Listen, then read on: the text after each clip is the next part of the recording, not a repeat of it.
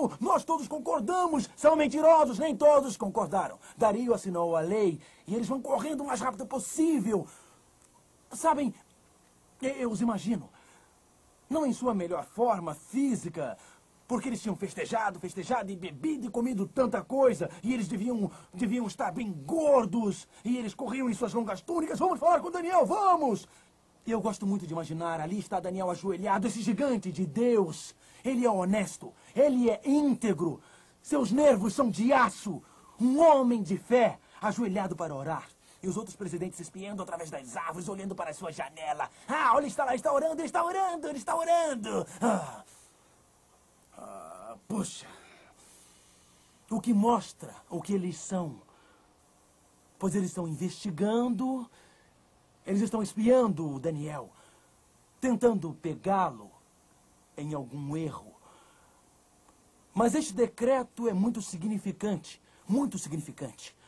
Um dos assuntos deste decreto, vejamos cuidadosamente, um dos assuntos deste decreto, verso 12, se apresentaram ao rei a respeito do interdito real lhe disseram, não assinaste o interdito que, por espaço de 30 dias, todo homem que fizesse petição a qualquer deus, ou a qualquer homem, e não a ti, ó rei, fosse lançado na cova dos leões?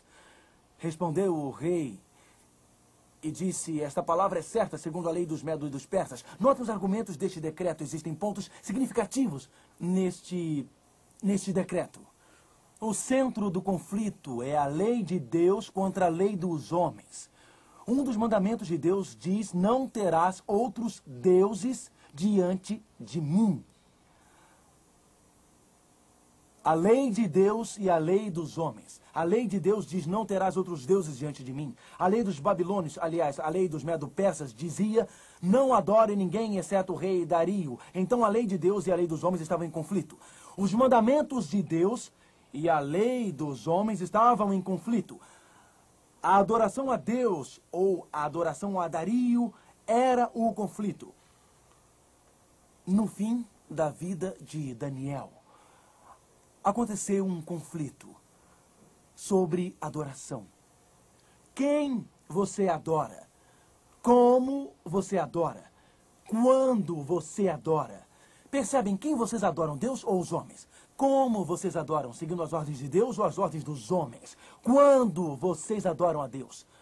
Você suspenderia a sua adoração durante esses 30 dias? Digo, nos próximos 30 dias você só pode adorar Dario, portanto aqui tem um problema de tempo.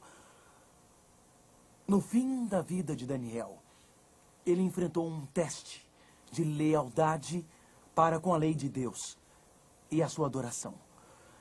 E no fim dos tempos, um teste será feito de novo, que fará com que todos os homens voltem a adorar o seu Criador. Vamos fazer uma pequena pausa em Daniel 6, deixem os seus dedos marcando. E vamos para Apocalipse 14. No momento chamado final dos tempos, nas últimas horas da nossa história, mais uma vez, o assunto será adoração. Mais uma vez, o assunto será fidelidade. Mais uma vez, o assunto será obediência. Apocalipse, capítulo 14, do verso 6 em diante. E vi outro anjo voando pelo meio do céu.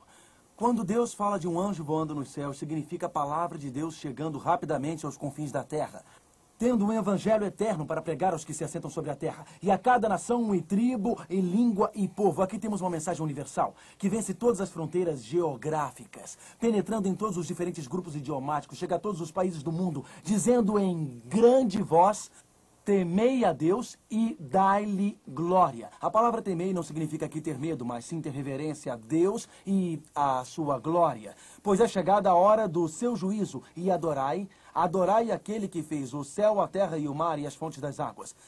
A mensagem é, reverenciem Deus. Estamos vivendo nos dias do juízo final. E adorem aquele que fez os céus e a terra e as profundezas do mar. Quem fez os céus, a terra e as profundezas do mar? Como o chamamos, amigos? Qual é o nome dele? O chamamos de o Criador. Aqui está o chamado para adorar o Criador. Sermos fiéis ao Criador. Se vocês lerem o verso 9... Seguiu-se a estes outro anjo, o terceiro, dizendo em grande voz: se alguém adora a besta. No verso 7 diz: adorai o Criador. No verso 9 diz: não adorem o quê? A besta. No verso 12 diz como não adorar a besta. Verso 12: aqui está a perseverança dos santos, os que guardam os mandamentos de Deus e a fé em Jesus. Então o verso 7 diz: adorem o Criador. O verso 9 diz: não adorem a besta.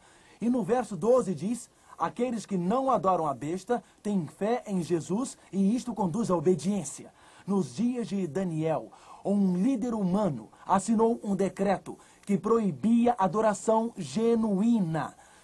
Nos nossos dias, um líder humano irá unir o Estado e a Igreja e farão um decreto que proibirá a adoração genuína. Daniel 3 e Daniel 6 são experiências paralelas. Em Daniel 3, um rei assinou um decreto que dizia: quem não ajoelhar e adorar a imagem irá para a fornalha. Mesaque, Sadraque e Abednego foram fiéis e leais.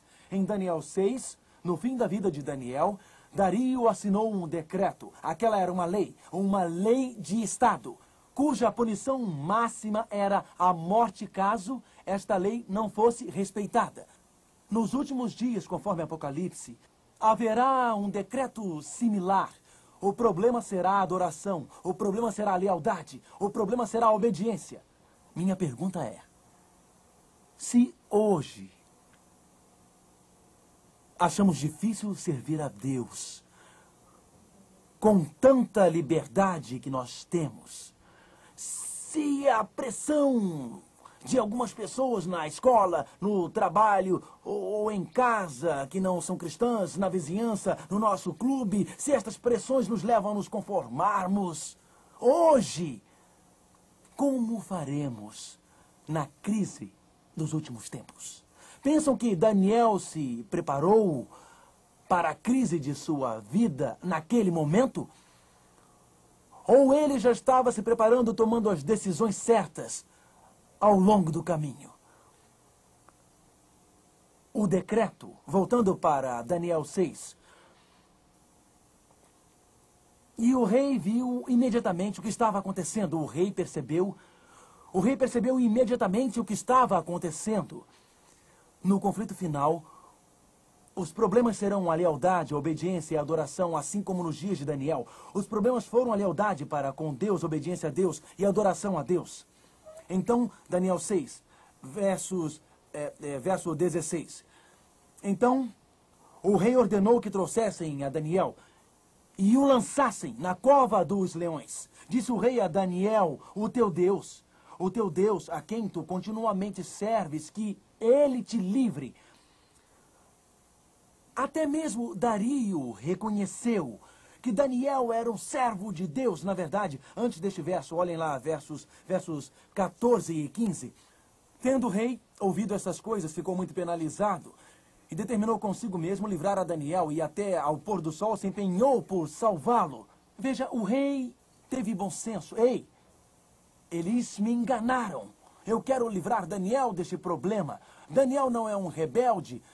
Verso 15. Então aqueles homens foram juntos ao rei e lhe disseram: sabe, ó rei, que a lei dos medos e dos persas, que nenhum interdito ou decreto que o rei sancione se pode mudar. A lei dizia que nem mesmo o rei podia modificar a lei, e se ele fizesse, seria deposto do seu trono. E aquele rei não estava disposto a arriscar o seu pescoço por Daniel. Então eles trouxeram Daniel e o lançaram na cova dos leões. Uma situação impossível. Famintos, ferozes e malvados leões. E Daniel é lançado dentro da cova e uma pedra foi trazida. A abertura da cova é selada. O rei sela com o seu anel. Verso 18 é um clássico. Então o rei se dirigiu para o seu palácio. Passou a noite em jejum e não deixou trazer à sua presença instrumentos de música e fugiu dele o sono. Imaginem, um rei foi para casa aquela noite, o rei sabia que tinha errado.